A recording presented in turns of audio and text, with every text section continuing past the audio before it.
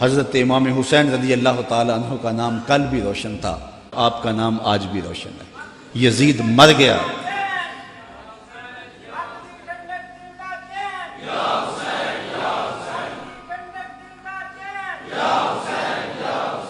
سارا دن بھی ہم نعرے لگاتے رہیں، یہ ایسا نام ہے کہ ہر لمحہ اندر ٹھنڈ اترتی رہتی ہے۔ میں کہتا ہوں آج کوئی ہے جو یزید کا نام لیتا؟ یزیدی ہیں، گلی گلی یزید آج بھی موجود ہے، مختلف روپوں کے اندر یزید ہے، لیکن یزید کو اس قدر امام نے بے نقاب کر دیا کہ آج یزیدی بھی یزید کا نام نہیں لے سکتے۔ اگر کوئی یزید کا نام لیتا بھی ہے تو سر جھکا کے لیتا ہے، دائیں بائیں دیکھ کے لیتا ہے، نام لینے سے پہلے شرمندہ، نام لیتے ہوئے شرمندہ، نام لینے کے بعد شرمندہ۔ میں کہتا ہوں کیسا ہے تمہارا لیڈر جس کا نام لیتے تمہیں شرم آتی ہے، اور ہمارے لبوں پہ جب نام حسین آتا ہے سر فخر سے بلند ہو جاتا ہے۔ فخر کا دل میں دریچہ باز کرنا چاہیے، فخر کا دل میں دریچہ باز کرنا چاہیے، جن کا تو آقا ہے ان کو ناز کرنا چاہیے۔ اے حسین ابن علی تم پر سلام، نازش آل نبی تم پر سلام، تم پہ لاکھوں رحمتیں لاکھوں سلام، اے شہیدان محبت کے امام۔ لالا گوں لالا بدن لالا کفن، اے چمن اندر چمن، زندگی ہی زندگی تیری حیات، اے حیات اندر حیات، افتخار ملت بیضا ہے تو، رب کعبہ کی قسم یکتا ہے تو۔ فخر کا دل میں دریچہ باز کرنا چاہیے، جن کا تو آقا ہے ان کو ناز۔ یہ اجتماع ناز کرنے کے لیے، ہم آ حسین والے نہیں ہیں، ہم واہ حسین والے ہیں۔ اتنے زخم تو کو ہمالیہ کے کلیجے پہ لگے تو اس کا بھی پتا پانی ہو جائے، لیکن حسین پھر بھی حق کالم لیے کھڑا ہے، پھر بھی عظیمت کی داستان رقم کر رہا ہے۔ یہ حسین ابن علی ہے، آج ان کی روح کو خراج پیش کر رہے ہیں، محبتوں کے آنسو بھی بہے، ان کے نام کے نعرے بھی لگائے، ان کے فکر ان کے مشن کو بھی سنا، ان کے مناقب بھی روحوں میں اترے، اس عظیم کام کو خراج بھی پیش کیا گیا۔ آؤ آج کے اس اجتماع میں عزم کر کے اٹھیں کہ ہم نقوش امام کو خضر راہ بنائیں گے۔ میں کہتا ہوں حضرت امام حسین نے تو لاشوں کے درمیان بھی نماز نہیں چھوڑی، 71 لاشیں پڑی ہوئی ہیں، پردے داروں کے پردوں کا دکھ بھی ستا رہا ہے، اور بدن میں تیر پیوست ہیں، اور نیزوں کی انیاں پھنسی ہوئی ہیں، اور گھوڑے کی زین سے فرش زمین پہ آ رہے ہیں۔ آپ نے ان حالات میں بھی نماز نہیں چھوڑی۔ ہم کیسے حسینی ہوں گے کہ 10 محرم کے دن بھی ہمیں نماز نصیب نہیں ہوگی؟ اگر 10 محرم کے دن بھی ہم نماز نہیں پڑھیں گے اور نام حسین ابن علی کا لیں گے تو پھر حرف حرف اور لفظ لفظ منافقت ہوگی۔ آئیے ان کا نام لیتے ہیں تو ان کے نقوش پا کو بھی خضر راہ بناتے ہیں۔ حضرت امام حسین رضی اللہ تعالی عنہ نے یزید کی بیعت سے انکار کیا، اور اس میں ہمارے لیے سیکھنے کی یہ بات ہے کہ ہم کبھی بھی کسی ظالم کے ہاتھ پہ بیعت نہ کریں۔ یہ جو مسلح کی امامت ہے، میں اپنے اس جملوں پہ آپ کی توجہ چاہوں گا۔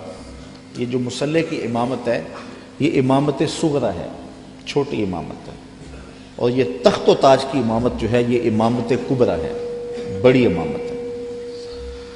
ہم چھوٹی امامت کے بارے میں تو اتنے حساس ہیں کہ اگر کسی کے پاؤں کی انگلیاں بھی اٹھ جائیں تو ہم اس کے پیچھے کہتے نماز نہیں ہوگی۔ اگر کسی شخص کی داڑھی کا سائز چھوٹا ہو تو ہم اس پہ احتیاط کرتے ہیں کہ اس کے پیچھے نماز واجب الاعادہ ہے۔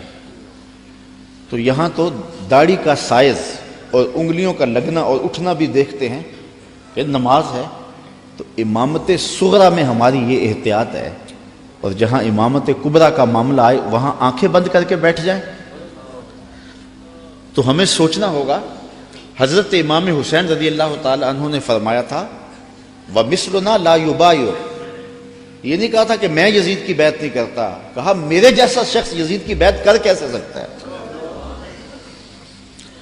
یزید فاسق مولن تھا، یزید شراب پیتا تھا، مسلمانوں کا قاتل تھا، فاجر تھا، اور امام حسین رضی اللہ تعالی عنہ کی پرورش آغوش نبوت میں ہوئی تھی۔ تو یزید کے ناپاک ہاتھ میں امام کا ہاتھ کیسے آ سکتا تھا؟ لوگ سر بچانے کے لیے ہاتھ دے دیتے ہیں، اور امام نے ہاتھ بچانے کے لیے سر دے دیا. اور تاریخ کربلا کی پڑھیں، آپ کو نیزوں کے اوپر سر نظر آئیں گے، آپ کو گھوڑوں کی ٹاپوں پہ روندے جانے والے لاشوں کا تذکرہ ملے گا، لیکن امام کے ہاتھوں کا ذکر آپ کو کہیں نہیں ملے گا. امام کا سر نیزے کی نوک پہ تھا، لاشیں گھوڑوں نے رون دیے، امام کے ہاتھ کدھر گئے؟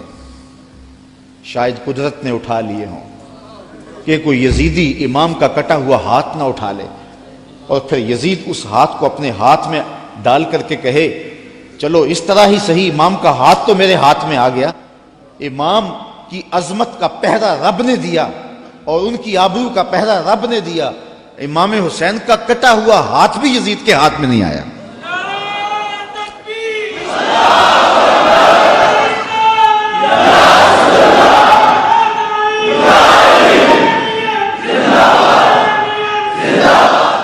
اور اس ہاتھ کو بچانے کے لیے مدینہ چھوڑا. مدینہ چھوڑنا کوئی آسان تو نہیں نا. 8 دن کے لیے حاجی جاتا ہے نا، مدینے میں رہتا ہے، اور جب چھوڑتا ہے تو قیامت ٹوٹ رہی ہوتی ہے. کسی نے پوچھا تھا عمرے اور حج کا ماجرا، تو میں نے کہا تھا کعبۃ اللہ پہ پہلی نظر مشکل ہے اور روضہ رسول پہ آخری نظر مشکل ہے. تو 8 دن رہنے کے بعد وہاں سے پلٹنا قیامت ہوتا ہے. اور جس نے زندگی مدینے میں گزاری ہے، جو پیدا مدینے میں ہوا، جس کے گھر کا دروازہ مسجد نبوی کے اندر کھلتا ہو، جس کا مسکن اور مولد مدینہ ہو، تو اپنی فکر کی آبیاری کے لیے اور یزید سے اپنے ہاتھ کو بچانے کے لیے آپ نے وہ شہر مدینہ بھی چھوڑا، شہر خوبہ بھی چھوڑا، پھر مکہ المکرمہ بھی چھوڑا. اگر حضرت امام حسین رضی اللہ تعالیٰ عنہ کا مدعا سلطنت کا حصول ہوتا تو اتنے تھوڑے لوگوں کے ساتھ آپ کبھی بھی سفر نہ کریں. ٹوٹل 145 افراد ہیں، بچوں اور خواتین کے سمیت، اور سارا مدینہ آپ کا مرید ہے. طرمہ بن عدی بن حاتم راستے میں ملتا ہے تو 30,000 کا لشکر آپ کی پشت پہ کھڑا ہونے کا عندیہ دیتا ہے. آپ فرماتے مجھے یہ بھی قبول نہیں ہے. یزید کا مکروہ چہرہ بے نقاب کرنے جا رہے تھے اور اس شہادت کو چومنے جا رہے تھے جس کی بشارت رسول اللہ نے دی ہوئی تھی. اور پھر بڑھتے گئے اور اٹھنے والے قدم حضرت امام کے پیچھے نہیں ہٹے اور قیامت تک لوگوں کو درس اور سبق دے گئے کہ حق کے لیے جان کا نذرانہ پیش کرنا پڑے تو یہ سودا سستا ہے. آج دین کی قدریں پامال ہوں اور ہم ڈھب سے بات بھی نہ کر سکیں تو میں پوچھتا ہوں کیا حجرہ فاطمہ سے بڑی بھی کوئی خانقاہ ہو سکتی ہے؟ کیا حسین ابن علی سے بڑا بھی کوئی سجادہ نشین ہو سکتا ہے؟ تو جب انہوں نے حق کے لیے اپنا سب کچھ لٹا دیا تو مجھے اور آپ کو اپنی زندگی کی ایک ایک ساتھ کو دین کے لیے پیش کر دینا ہوگا.